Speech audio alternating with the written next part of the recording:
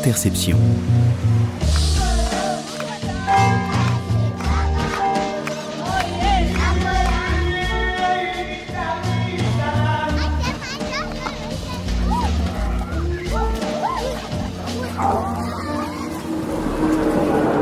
Bonjour.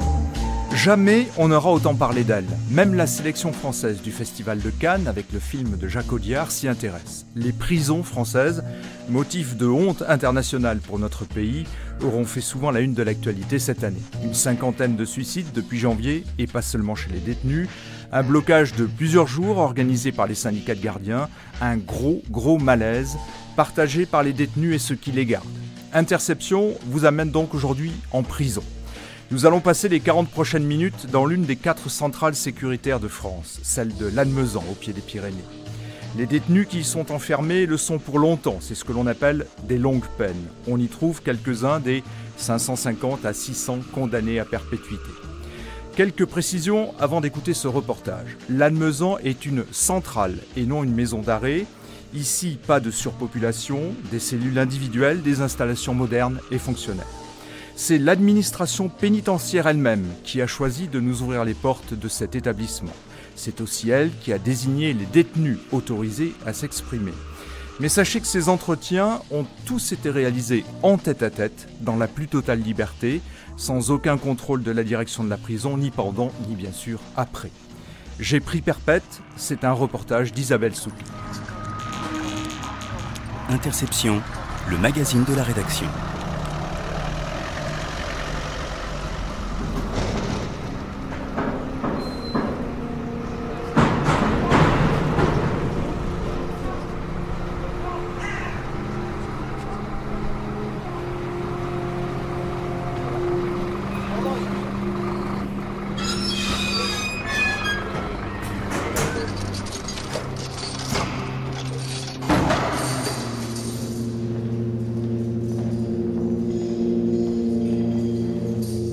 Vous entendez perpétuité, c'est le séisme. Dans votre tête, dans votre corps, il n'y a plus rien. Quand ça vous tombe dessus, vous êtes enterré. Alors il y a deux solutions. Ou vous restez enterré et vous vous éteignez, ou alors il arrive un moment où c'est que vous réagissez pour vous dégager de ces décombres. J'ai pris 30 ans. 30 ans. Ouais. Et là, vous avez fait déjà combien? 10 ans. 10 ans. Voilà, 10 ans. Ça fait que j'ai encore 5 ans avant de pouvoir discuter. Pour préparer un projet, prétendre à une libération conditionnelle, etc. etc. quoi. Après, bon, dans les faits, ce sera ce que ça sera, j'en sais rien. Moi, je gère au jour le jour. Au jour le jour, parce que sinon, c'est invivable. Si j'avais fait ma peine en me disant bah, il me reste encore temps, il faut que je fasse ça, je vais sortir dans tant d'années, ça c'est invivable. Puis on se dépersonnalise en faisant ça. Donc moi je vis au jour le jour, mon but principal c'est de rester debout, de garder autant de dignité que je peux en conserver, autant que possible. Et puis voilà, quoi, de ne pas sombrer dans le négativisme, dans la haine débile, essayer de me maintenir quoi, hein, vivant. Comment on fait pour, comme vous dites, vivre au jour le jour, quand les jours sont toujours les mêmes, quand... Chaque jour, je me trouve une occupation, le plus d'occupation possible. Ça va être le sport, c'est les études, c'est essayer de passer une journée agréable le plus possible, quoi.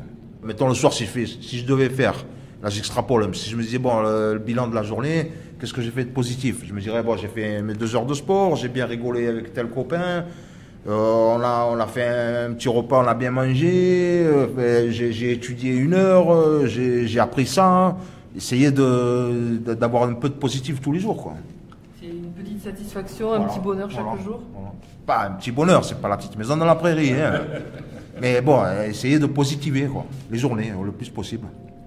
Parce que sinon, il y a des gens, ils restent enfermés dans leur cellule, à se morfondre, à se plaindre sur leur sort, à pleurer, à taper dans les murs, à crier en l'air. Ça fait pas avancer rien du tout, quoi. Ils s'avancent pas. À mon avis, ils s'enfoncent. L'un a la gueule cassée d'un homme que la vie n'a pas épargné. L'autre des rondeurs de père de famille. Un troisième, la maigreur de quelqu'un qui n'avait plus grand goût à la vie. Issus du milieu du grand banditisme, ce sont 3 des longues peines incarcérés depuis des années en centrale.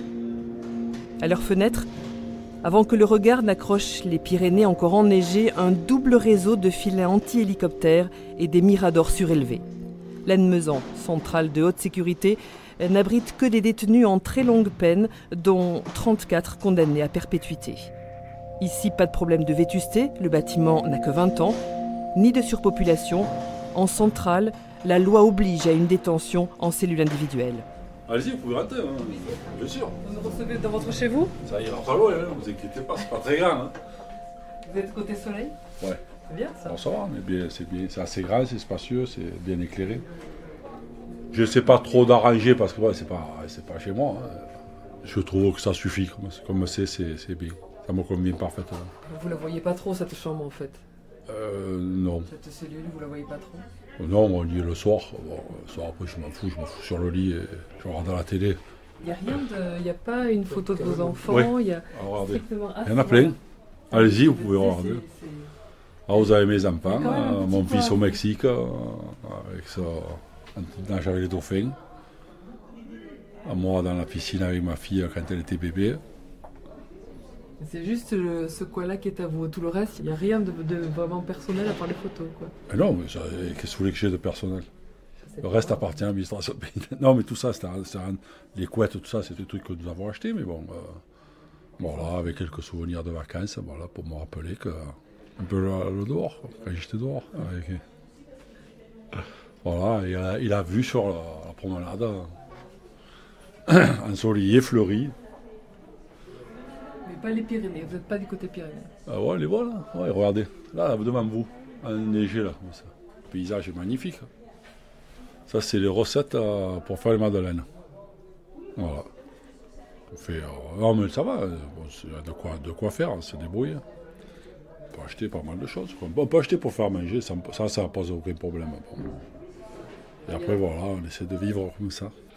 La télévision, elle doit coûter 30 € par 1000, donc mais je la paye tous les mois. Parce que comme c'est 32 € la télévision, je paie pour avoir une télévision. C'est pas un cadeau. Le lecteur DVD, c'est le nôtre. Quoi. Je l'ai acheté. Que le loyer que je paie. Je n'ai pas de loyer, ça c'est bien. Là, vous êtes dans une prison ou une des mieux, quoi, disons. Allez, même si c'est une centrale sécuritaire. Voilà, il y a pire. J'étais dans des prisons, je n'écarte pas les bras. La centrale de Moulins, la prison, elle fait 2 mètres de large sur 1,20 m, 2,40 m de haut. Il n'y a rien à voir avec ici. Je suis pas... c'est sûr que c'est pas un club med, mais bon, c'est quand même... j'ai pas le choix. Donc déjà, quand j'arrive quelque part, je me dis que j'ai pas le choix. Donc, et c'est bien, c'est ensoleillé, ben, tant mieux. Voilà, on est bien. On est bien. Personne ne veut parler. Merci. Allez, merci, bon app. Au revoir. C'est quoi? Avec au niveau de la population pénale. Ouais, il y en a déjà 63% qui devraient être hospitalisés à passer par la vie. 63? Ouais, je dis 60% qui ont des problèmes psychiatriques chez les détenus. Chez le surveillant, 87%. Et chez les chefs, 0. Bon appétit. Allez, voilà, À bientôt, bon appétit. C'est vraiment le profil des longues peines, ce qu'on appelle le grand banditisme. Ils sont tous plus ou moins comme ça, dans le dialogue. C'est des détenus qui acceptent les règles du jeu. Hein. Comme ils disent, ils jouent, ils perdent. Hein. Ils font ce qu'ils ont à faire et quand ils se font attraper, ben, ils font leur peine. Et eux, leur but, ils ont compris le système, hein, c'est être le mieux possible pour sortir le plus vite possible. Puisqu'ils savent que s'ils ont un bon comportement, que tout se passe bien, ben, ils sortiront plus vite. Je peux faire une dédicace, s'il vous plaît. Une dédicace. Laisse-moi tranquille.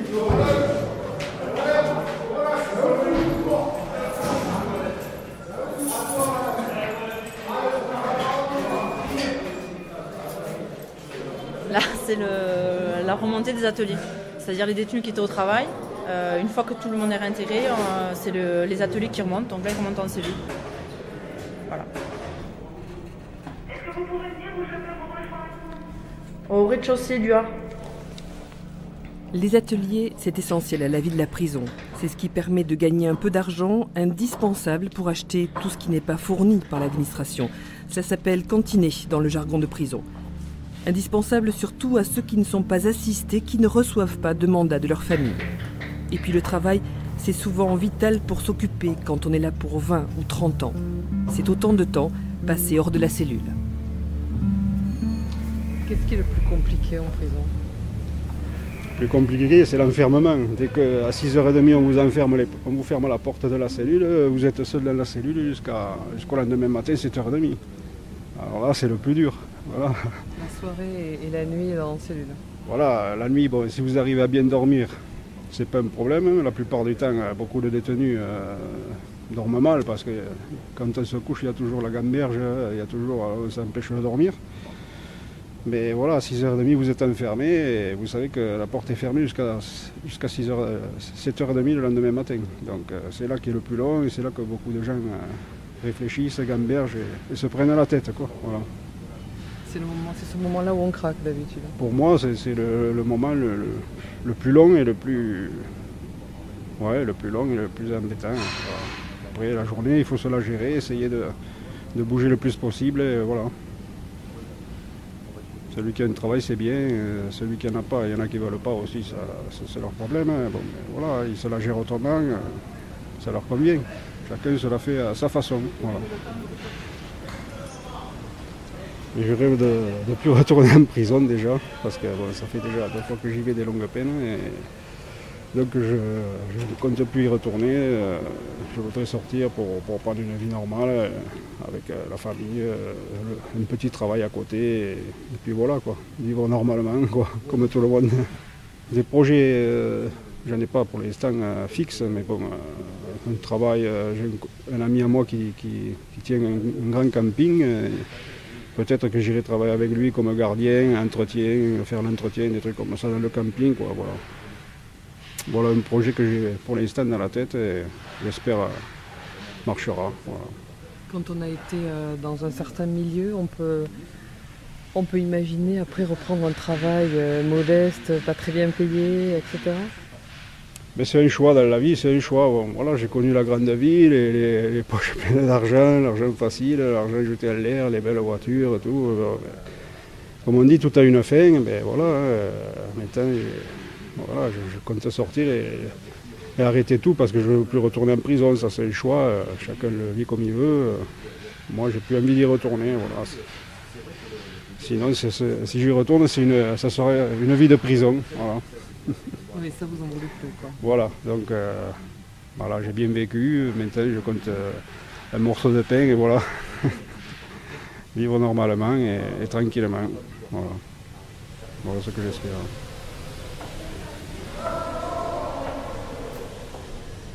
Quand vous avez un passé de braqueur, j'ai jamais fait du mal à personne, monsieur. Je dois avoir 8 ans de vie de hold-up. J'ai jamais bousculé quelqu'un dans une succursale de banque. Je n'ai jamais été grossier. Je sais que psychologiquement, on fait du mal aux personnes lorsqu'on rafle de l'argent avec une arme au poing. C'est vrai que c'est un traumatisme aussi pour la personne. Mais physiquement parlant, je ne suis jamais rentré dans une banque pour faire du mal. C'était simplement pour aller prendre l'argent où il se trouvait, c'est tout. C'est pas un honneur, hein, parce que j'aurais préféré être travailleur comme mon grand frère Richard, ma sœur et mon autre frère Frédéric. J'ai pas été travailleur, j'ai été gangster. Je ne le serai plus, c'est du passé. Maintenant, j'ai les capacités de travailler et je vais m'y mettre sérieusement, voilà, sans plus. Quand vous dites j'ai été gangster, j'ai pas été travailleur, j'ai été gangster, vous dites ça, Yves. Est-ce que quand même, quand on fait ce choix, puisque vous le dites un peu comme un choix quand même, on connaît les règles du jeu et on sait que ça peut déraper? Bien sûr. Être accusé à tort, quelque part, Bah, c'est une mauvaise chance, ça fait partie du milieu, de la vie. Mais j'en ai souvent parlé de ça. Parce que le premier responsable, en fait, dans cette affaire, c'est moi. C'est moi qui me suis mis dans la marginalité, en fait. Mais moi, je me suis exposé. J'avais qu'à aller travailler. J'ai eu la possibilité, quand j'étais jeune, de le faire. Je ne l'ai pas fait. Je le paye assez cher aujourd'hui, je crois. Mais c'est vrai que j'en suis le premier acteur de tout ce désastre. Enfin, le premier responsable. Parce que fiché à la police, fiché comme délinquant. Ça ne peut pas arriver à un peintre, à un docteur, à un boulanger. Ça ne peut pas arriver à un type qui est dans le rail de la vie sociale, droite et honnête. Une méprise, comme il m'est arrivé. Ça ne peut pas arriver à un autre. Ça n'arrive qu'à un délinquant. Un délinquant, quand il va voler, quand il va braquer, il sait très bien que quelque part, il peut y avoir un accident. Mais cet accident, je l'ai pris de plein fouet. Et j'ai pas su le faire entendre. J'ai pas eu les moyens. Et voilà. Mais c'est vrai que mea culpa, j'en suis le premier responsable.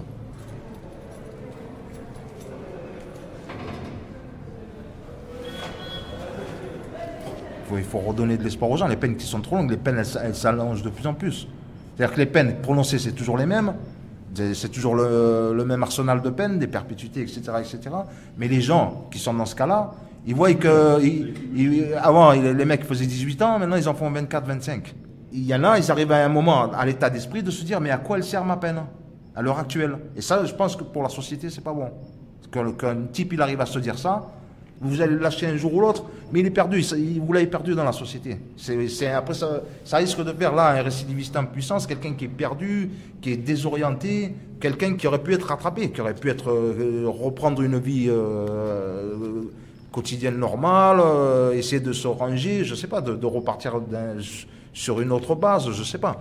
Et moi, j'ai fait 10 ans sur ma peine. Je me dis que dans 5 ans, 6 ans, je pourrais prétendre à une libération conditionnelle, et on verra d'ici là, quoi. Maintenant, c'est sûr, si on me fait vers 25 ans, sur 30 ans, 27, 28 ans, et comment je vais sortir? Complètement abîmé, complètement détruit. Si, mettons, je sors dans 5-6 ans, je suis capable de me ranger, de dire, bon, moi j'ai eu un parcours de vie chaotique, si vous voulez, en marge des règles établies, etc., etc. Bon, tout ça, je l'assume, je l'ai conscientisé, tout ça, je sais à peu près pourquoi, comment, bon, mais j'ai mes responsabilités, je vais pas faire mes responsabilités. Maintenant, moi je me dis, bon, dans 5-6 ans, je sors, j'aurai, mettons, la cinquantaine, j'arrête tout, je change de vie, j'ai envie de changer de vie. Et franchement, je ne vais pas plaider pour ma cause, mais c'est fortement ce que j'ai envie de faire, j'ai envie de vivre autre chose. Mais si on m'enlève ça, si on me dit non, tu sors plus, tu sortiras 10 ans plus tard et tout, bah, c'est fini après, quoi faire? Des peines trop longues, ça sert à rien. Ça sert à rien, c'est ça que je veux vous dire. Voilà, les peines trop longues, ça ne sert à rien. Quand le déclic il est passé chez le type, qu'il a compris qu'il a fait une connerie, qui se dit j'ai payé, j'ai assumé, bon, certainement, c'est pas lui qui va décider, je sais très bien ce que la société elle pense, c'est pas lui qui décide quand c'est payé, etc. Mais il a pris une peine. À un moment, il faut le lâcher, le mec. Ou alors qu'on le dise carrément, qu'on dise la peine de mort, on l'a enlevée virtuellement. Parce que sinon, la peine de mort, elle existe toujours, mais au goutte à goutte, jour après jour. Quand il y a des types qu'on est capable encore de faire des 25 ans, des 30 ans de prison à des gens, c'est une peine de mort. C'est une peine de mort lente. Ça, c'est peut-être encore pire.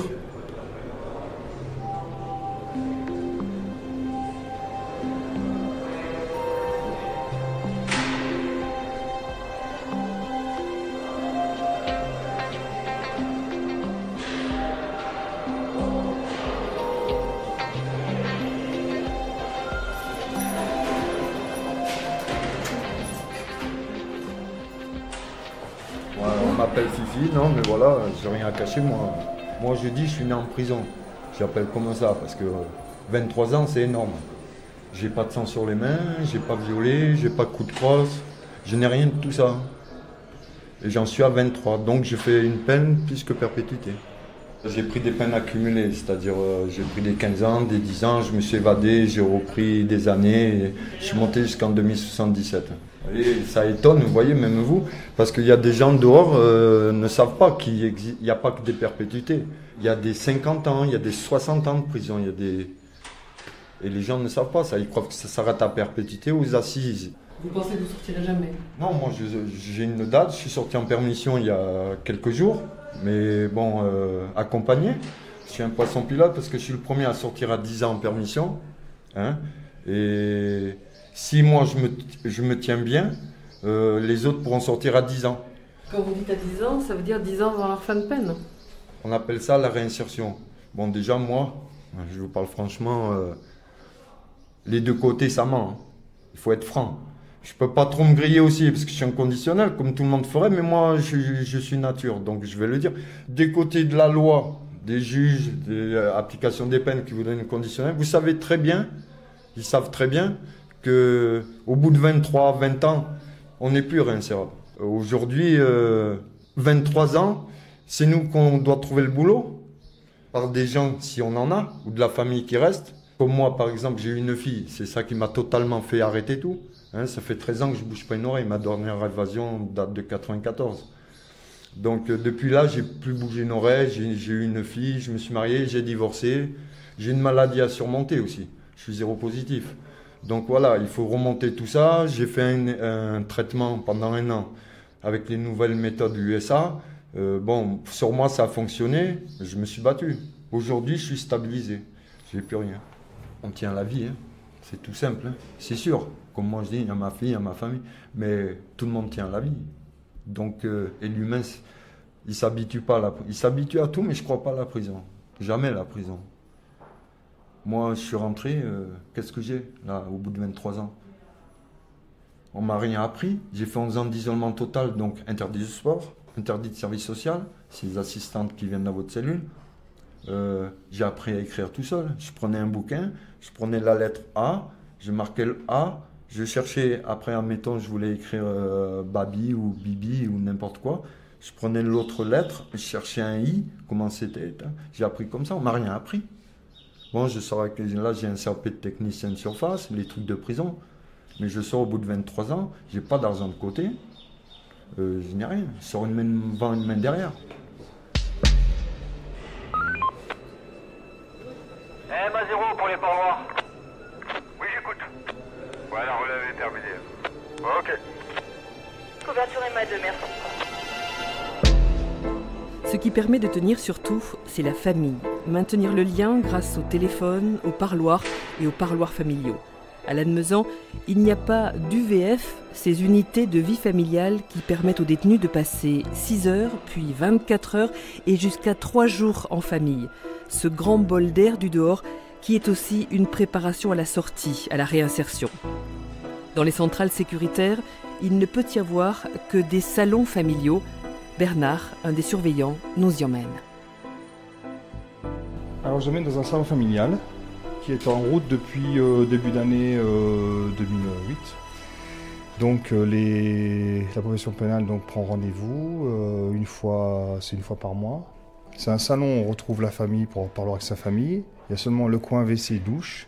Il n'y a pas d'endroit pour y manger, pour faire à manger, etc. Il n'y a pas de coin cuisine. Puis il n'y a pas un espace extérieur de vie extérieure. Voilà. Autrement, donc, il y a la télévision. Et vous avez une table avec 2 chaises, le canapé clic-clac. Et on fournit le kit de drap, serviette de toilette, tout ce qu'il faut pour les douches. Voilà. Pour que les gens puissent avoir une vraie intimité. Voilà, une vraie intimité. Pendant 3 heures le matin, 3 heures l'après-midi, ils sont là, tranquilles, personne ne vient les déranger. Voilà, il n'y a pas de ronde, quoi que ce soit.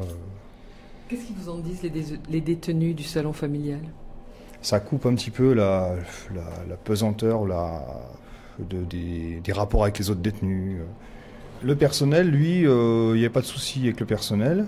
Mais c'est vrai qu'au départ, la mise en route, elle était difficile pour les détenus parce qu'il y avait un boycott. Et pourquoi? Parce qu'ils auraient voulu avoir des parloirs familiaux pour la journée. Et petit à petit, il y en a un qui est allé, c'était un seul, tout seul. Et petit à petit, il y en a d'autres qui sont arrivés d'autres établissements où il n'y avait pas. Et ils ont dit, attends, nous on veut participer, on veut avoir des salons familiaux. Et puis ils se sont inscrits. Là actuellement, on tourne à peu près à 10 rendez-vous dans le mois, à peu près. Et ça se passe très bien. Voilà. Je vous en prie.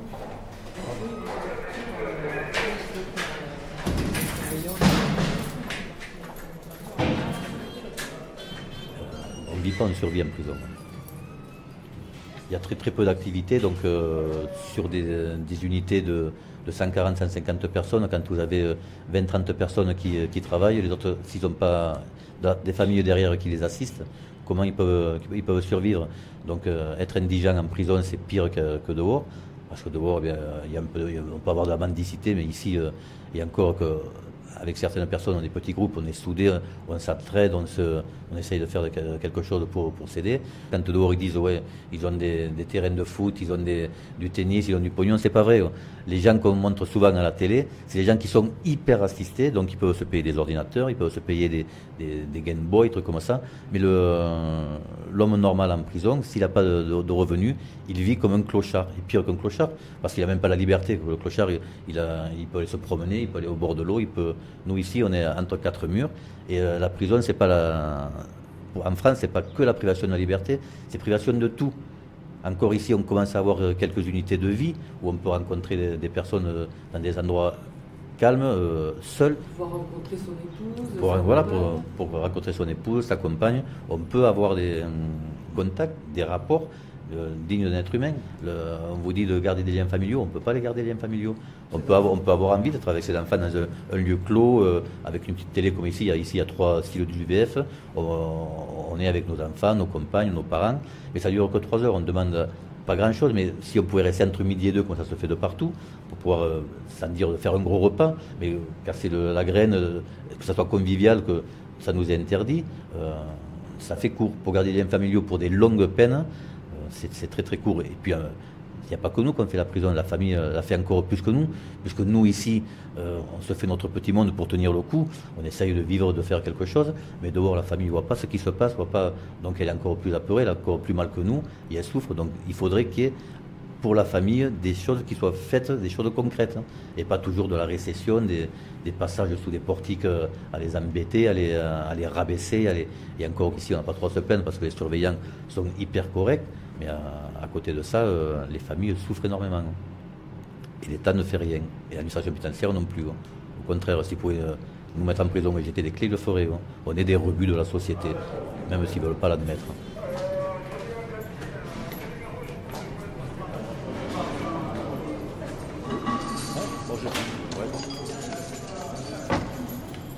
Quand un surveillant rentre sans frapper, qu'il ouvre la porte, que vous êtes aux toilettes, quand vous entendez la porte qui va s'ouvrir, quand vous entendez les clés, vous êtes aux toilettes, vous vous rembraillez parce que vous n'avez pas envie qu'on vous voit sur les toilettes, assis sur les toilettes, tout ça, ça fait partie. Tout ça, ça compte. Ça ne m'arriverait même pas à l'idée, même lorsqu'on rentre entre copains dans une cellule, on frappe. Dehors, qui rentre chez quelqu'un sans frapper? Personne. Donc, et ce n'est pas du mépris, ça, attention, c'est une habitude. C'est une habitude parce que ce n'est pas fait méchamment. Il faut bien faire la distinction, ça j'en suis persuadé. Parce que je vous dis, il y a quand même le respect.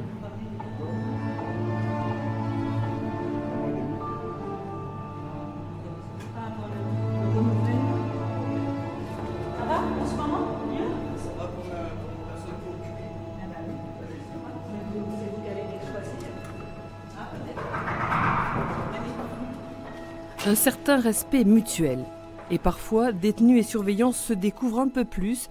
Cette année, la centrale de Lannemezan, avec l'accord des juges de la détention et de toutes les autorités, a organisé une sortie en montagne pour 3 détenus, très encadrés, qui ont pu escalader 2 cols et déjeuner dans un refuge. Un sas de transition pour ceux qui pourraient obtenir des libérations conditionnelles. Un test aussi. Philippe, lui, l'a vécu comme un rêve. Ça a passé pour moi un rêve.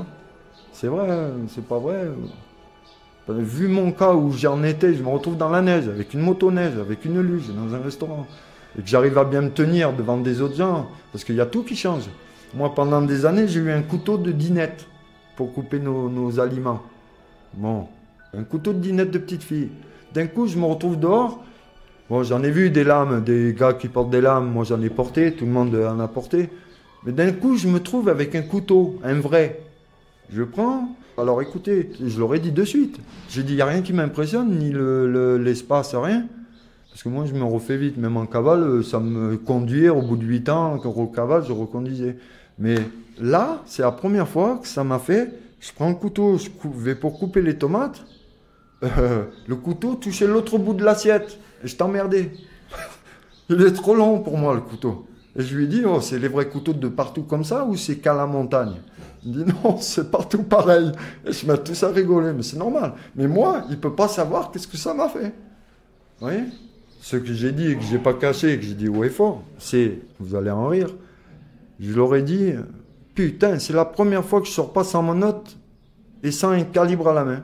Parce que moi, je suis parti 3 fois par les portes, les sorties par où vous êtes rentré avec un calibre. Et je leur ai dit, c'est la première fois que je sors pas attaché, pas de gendarmerie, pas un flic, quoi. Et pas de calibre à la main. Je m'en envoie 2 de suite au 377 d'urgence. Ok? De suite. Allez. On a un détenu au CDR qui a appelé le surveillant par interphone qu'il a des problèmes de santé. Alors je vais dépêcher 2 agents pour aller voir ce qui se passe. Si c'est grave, on appelle le médecin. Si c'est pas grave, on va voir.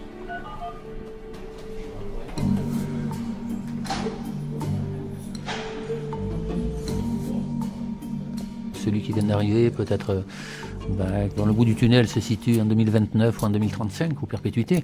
Effectivement, moi je pense logique qu'on pense peut-être à passer de l'autre côté du mur. Didier Rumeau, responsable de la sécurité. Par contre, d'autres, c'est vrai, après quelques années, reviennent un peu et analysent leur parcours. Et ont des positions un petit peu différentes. On a eu ces jours-ci un libéré conditionnel qui disait qu'après 15 ans de détention, je me suis rendu compte que la vie ce n'est pas ça, et qu'aujourd'hui je sors et je pars sur d'autres bases. Certaines personnes peuvent certainement évoluer, partir sur des bases nouvelles le jour où la libération intervient. Mais nous avons ici des personnes qui ont quand même une échéance qui est assez lointaine. Et c'est ce qui est assez difficile peut-être dans la gestion au quotidien. En maison centrale, le travail du personnel, c'est surtout la connaissance du détenu, l'observation, et puis prendre toutes les dispositions pour déjouer les quelques éventuellement préparatifs qui sont assez réguliers. C'est pas forcément toujours la grande évasion, mais de temps en temps, c'est aussi un détenu un peu plus faible qui va se faire un peu racketter, disons le mot, par tel ou tel. Notre travail consiste à éviter que tel ou tel ne se fasse violenté entre guillemets par d'autres détenus qui seraient un peu plus costauds et qui dans le bâtiment voudraient s'attirer et la cartouche de cigarettes et tout un tas de choses gratuitement. Parce qu'on sait très bien que toute opération de racket va finir par une bagarre, une échauffourée. C'est déjà arrivé, ça arrivera à nouveau. Donc quand on repère ce type de comportement, on essaie de le stopper.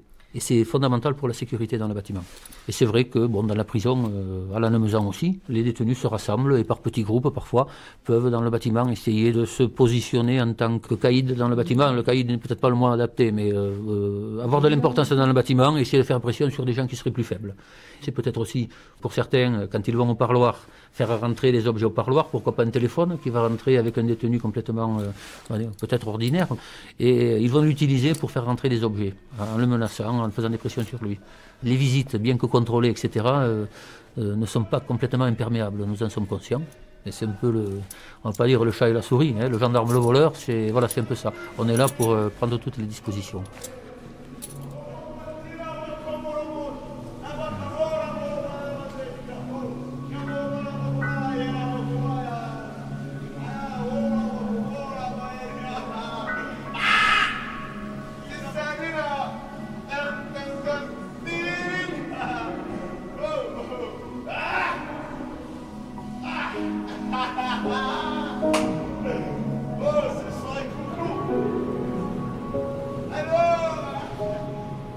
On est cerné par des fous, ça coûte cher à l'État, donc plutôt que mettre des gens dans des hôpitaux ou les soigner, ils les dégagent en prison, donc qui c'est qui se les coltine? C'est nous, donc on vit avec des jobards en permanence, surtout nous à l'étage où on est, tous les fous on nous les place, donc il faut faire attention, on ne vit pas, on survit en prison. Et ça se passe comme il s'est passé il y a un mois au bâtiment A, quelqu'un qui s'est fait, on dit qu'il s'est fait tuer, non, il s'est fait assassiner. Donc nous, toute la journée, on a une paire de gens qui sont sous cachet, qui sont sous pression, qui n'ont rien à faire ici. Donc si on n'est pas 2 ou 3 à marcher, à regarder derrière nous pour essayer de se protéger l'un l'autre, on peut prendre un coup de lame, un coup de rasoir, avec n'importe quoi, vous pouvez faire une arme. Enfin une arme blanche, parce qu'il n'y a pas d'arme à l'intérieur, mais on est obligé de faire attention à ces gens-là. Déjà, on doit supporter notre injustice pour certains, notre peine pour d'autres. Si en plus on est obligé de se coltiner des gens qui n'ont rien à faire en prison, qui devraient être dans des centres spéciaux pour se faire soigner, comme soi-disant ils n'ont pas de budget à l'État pour le bas peuple, on met tout le monde en prison. Il n'y a pas quelqu'un qui doit aller dans les hôpitaux psychiatriques, d'autres dans les hôpitaux pour se faire soigner. Donc, en France, la prison, c'est la poubelle des Français. Et il faut savoir que n'importe qui peut rentrer en prison avec toutes les lois qui sont en train de sortir. Donc on est obligé de se coltiner tous ces gens-là au quotidien. On n'est pas en sécurité. Nous, on voudrait sortir en marchant par la grande porte. Il y en a qui sortent les pieds devant. Déjà, il y en a qui se suicident, donc c'est qu'ils ne sont pas bien. Pourquoi il y a tant de suicides? C'est qu'il y a des gros problèmes dans cette administration pénitentiaire. Quand on dit après que le garde des Sceaux fait des lois, fait des contre-lois, ils font rien du tout contre tout ça. Maintenant, ce qui est malheureusement, qui va nous arranger à nous, c'est que même les surveillants se suicident. Donc par rapport au suicide des surveillants, peut-être que ça va bouger. Et encore, ils ne sont pas considérés. Puisque quand un surveillant demande quelque chose, il n'est pas entendu par les hautes sphères. Donc on n'est pas en sécurité en prison. Vous rentrez en prison pour soi-disant purger une peine, mais vous ne savez pas si vous allez en ressortir vivant. Déjà, vous allez en ressortir fatigué de la tête, parce qu'il est prouvé par des psychiatres qu'au-delà de 8 ans de prison, on prend un coup au casque. Ça dégrade l'être humain. L'être humain n'est pas fait pour être enfermé. Et en France, on fait de plus en plus de choses pour l'enfermer, le laisser 22 heures sur 24 enfermé dans sa cellule, et ça, c'est inadmissible. La prison, c'est la suppression de la liberté, c'est pas la suppression des droits de l'homme.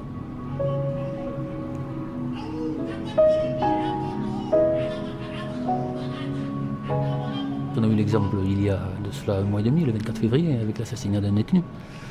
J'étais présent, nous étions tous présents au niveau de l'encadrement, au niveau du personnel. Aussitôt l'alerte donnée, 2 minutes après, nous étions là et tout était fait, et tout était trop tard. On n'a pas pu, malheureusement, intervenir. Et puis la personne a été brutalement et sauvagement assassinée, a perdu la vie. Alors ça a été un choc important pour les détenus du bâtiment, pour les détenus aussi du bâtiment voisin, mais aussi pour le personnel, parce que nous étions là face à la mort d'un détenu et qui baignait dans son sang, quoi. Pour nous, le personnel, ce type de situation, c'est un échec, premièrement. Enfin, c'est mon opinion, c'est peut-être pas l'opinion de l'ensemble de mes collègues, je tiens à le dire aussi, mais c'est un échec puisque, en même pas une minute et demie, c'était fait. Donc, effectivement, il n'y a pas un surveillant derrière chaque détenu. Et le profil des détenus qui sont mis en examen par rapport à ça, sont des détenus qui ont un profil psychiatrique assez lourd, et donc difficile. Et ça, d'un point de vue de sécurité, c'est non seulement c'est particulièrement difficile à gérer, mais c'est pas vraiment votre métier, quoi. Mais disons que nous ne sommes pas là pour prendre en charge des détenus c'est plutôt l'hôpital psychiatrique. Voilà. Et nous sommes là à gérer des détenus entre le bâtiment et peut-être le quartier d'isolement aussi, parce que dans le bâtiment, rapidement, ça se passe mal. Cette situation de détenus qui ont des problèmes psy est une situation qui n'est pas nouvelle, qui a toujours un peu existé, mais qui s'accroît en ce moment. Et l'insécurité, elle est pour le personnel, mais ce qui s'accroît, c'est qu'elle est aussi pour le détenu. La preuve, là, c'est un détenu qui a fait les frais de cette situation, le détenu qui a des problèmes psychiatriques. Ça a été difficile, et puis pas mal de détenus ont été vus en entretien, à leur demande. Le personnel, ça a été difficile aussi, parce que c'est la mort d'un homme, qu'il soit détenu ou qu'il soit personnel. Il a fallu digérer cet événement.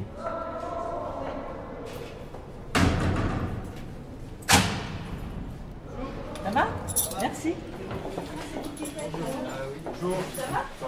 Oui. Il est sorti, il est en bonne main, et voilà. Ils partent emmener un détenu à l'hôpital? Vous partez à une hospitalisation? Ah bon, une hospitalisation? Oui, mais 24 heures. D'accord, peut-être à Lannemezan? Oui. D'accord, ok. Il y a beaucoup de personnel qui, quand ils arrivent à la retraite, sont très usés. Ça, c'est clair. Marcel Cuc, directeur adjoint de la centrale. Il y en a même qui n'y arrivent pas, puisqu'on a pas mal qui, malheureusement, ils n'arrivent pas au bout de leur carrière. Ça arrive parfois en cours de carrière. Ça arrive parfois. Encore cette nuit, un surveillant s'est suicidé à Exquine. Et un dimanche dans un autre établissement. Non, mais c'est sûr que c'est un métier très, très usant. Il y en a qui n'arrivent pas à se détacher du travail qu'ils ont fait dans la journée par rapport à la pression qu'ils ont subie. Il y en a qui viennent à reculons travailler. Il y en a qui, c'est vrai, ils ont peur d'aller affronter. On dirait qu'ils vont affronter les lions comme un dresseur. C'est ça un peu. Voilà, c'est la pression qu'ils subissent. Et puis il y en a qui craquent même, puisqu'il y en a qui se font arrêter par un psychiatre, par autre chose. Il faut faire des breaks, quoi. Voilà, ils n'arrivent pas à évacuer. Moi, personnellement, j'y arrive pas. Voilà, donc, parce que peut-être c'est ma fonction aussi, puisque mon téléphone portable me suit partout et je peux être appelé de jour et de nuit chez Confrance Inter, 24 heures sur 24. C'est pas comme une machine qu'on arrête et on s'en va à la maison. On n'est pas à l'usine, on est avec des êtres humains. Il faut pas l'oublier, quoi. Il y a des traces, c'est évident. On voit des choses tellement dures qu'on en garde des traces, c'est évident.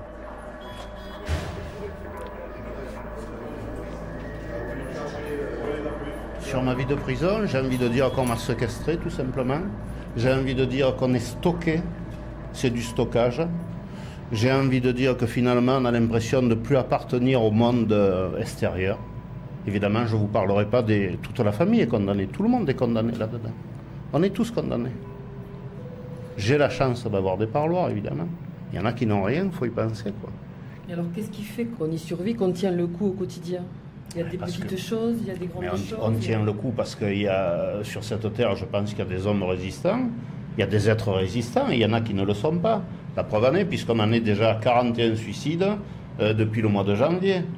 Et vous, qu'est-ce qui fait que vous tenez le coup, que vous n'êtes pas suicidaire? Mais moi, d'une part, première des choses, ils vont être dans l'obligation de reconnaître mon innocence, c'est déjà quelque chose. Puis moi, je ne suis pas suicidaire. Là, on est loin de tout ça, j'ai une famille, j'ai tout ça. Puis attendez, il n'est pas question de tomber, là, de baisser la tête. Maintenant, les gens qui ne tiennent pas le coup avalent des cachets. Les docteurs, j'ai l'impression qu'ils sont ravis de leur en donner. Ça apaise tout le monde et on en est là, quoi. On en est entre 120 et 130 morts, je crois, en prison. Finalement, la peine de mort est toujours appliquée, quoi. Ça ne change pas. Je pense que c'est un lieu où on assassine, puisqu'on a encore entendu, assassiner au sens figuré, entendons-nous bien, puisqu'il y a quelques jours, on a encore entendu parler de 7 ou de 9 surveillants qui se sont suicidés. Il y a quelque chose qui ne va pas quelque part. C'est pour ça que lorsque je dis qu'on est tous logés à la même enseigne, je l'estime vraiment. Nous sommes tous logés à la même enseigne. Ce qui est sous le toit d'une administration pénitentiaire est méprisé. Et encore, on ne me parle pas trop d'ici, parce qu'ici, c'est quand même relax. Hein. C'est une centrale, quoi. Alors, si on parle des maisons d'arrêt, c'est une horreur, quoi. Qu'est-ce qui est plus relax, comme vous dites, dans une centrale? Ce qui est plus relax, c'est d'abord les bons rapports qu'on entretient avec le personnel, il faut être honnête, il y a du respect de partout. Hein. Pour moi, c'est le mépris du système. Je ne parle pas le mépris du personnel, hein. Entendons-nous bien. Hein. Je parle le mépris du système envers les détenus. Et je pense pas trop m'avancer en disant que c'est pareil pour le personnel. Je pense que c'est la même chose. C'est surtout ça, c'est le fait de n'être rien. Vous n'êtes rien.